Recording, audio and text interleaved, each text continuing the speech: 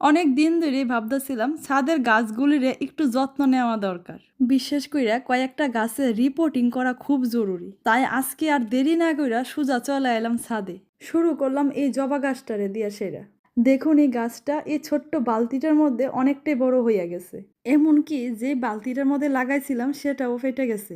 গাছটা সরাইতে গিয়া দেখি কি নিচে কি সুন্দর একটা থানকুনি পাতা গাছ হয়ে রইছে। এইগুলির আর ফেললাম না, যত্ন কইরা সাইডে সরাইয়া রেখা দিলাম। পরে একটা খালি টপের মধ্যে লাগাই দিমু। প্রথম জবা গাছটারে শেষ করে সেরা দ্বিতীয় জবা গাছটারেও রিপোর্টিং করে নিলাম। এরপর নজর গেল ছাদের একটা কোনার লাকি বিমু গাছটির দিকে। ঝড়ে গাছগুলি একবারে ঢইলা পইরা গেছে গা। একটা দড়ি দিয়া টাইনা বেজ শক্ত কইরা বাইন্ধা দিলাম। অনেক আগেই একটা গাছের গুড়ার মধ্যে কিছু পুঁই শাক এমনিতেই উঠছিল। তারপর ভাবলাম এগুলিরও তুইলা একটা আলাদা টবের মধ্যে বসাই দিই। অবশেষে অনেকগুলি গাছের আজকে রিপোর্টিং কাজ শেষ হয়ে গেল গা। তারপর নিচে গিয়া ঝটপট স্নানটা সাইরা নিলাম। এখন এই শান্ত দুপুরটা শুধু আমার। আজকে তাহলে আসি।